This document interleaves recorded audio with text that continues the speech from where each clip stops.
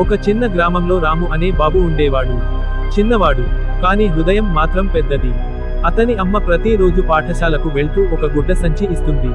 ఇందులో నీ భోజనం ఉందిరా, ఎవరితోనూ పంచుకోకు, నీకే చాలదు అని చెప్పేది. కానీ రాము రోడ్డు మీద ఒక పాత మనిషి కూర్చొని ఉండేవాడిని చూస్తుండేవాడు. వాడి కళ్ళలో ఆకలి, చేతుల్లో వణుకు, మాటల్లో నిస్సహాయం.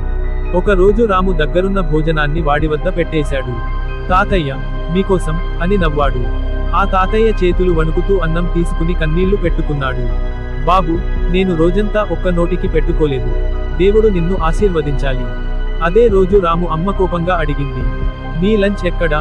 రాము చెప్పాడు, అమ్మ, పక్కనే ఉన్న తాతయ్యకు ఇచ్చా, ఆయనకు చాలా ఆకలి వేసింది. మొదట అమ్మ శాసించబోయింది, కానీ రాము కళ్ళలోని నిజమైన దయ చూసి మౌనంగా అయింది. ఇంకో రోజు రాము బయటకు వెళ్ళగా అక్కడ తాతయ్య కనిపించలేదు. ఒక కాగితం మాత్రమే ఉంది. నా చివరి రోజు నిన్ను చూసి దేవుడిని చూసినట్టు అనిపించింది బాబు. ఒక మంచి మనసు ఒక ప్రాణాన్ని తాకగలదు. రాము ఆ కాగితం పట్టుకుని మెల్లగా ఏడ్చాడు. అమ్మ రాము తల మీద చేయి పెట్టి చెప్పింది, మనిషి గొప్పవాడవ్వాలంటే హృదయం దయతో నిండాలిరా, నువ్వు చాలా గొప్పవాడివి.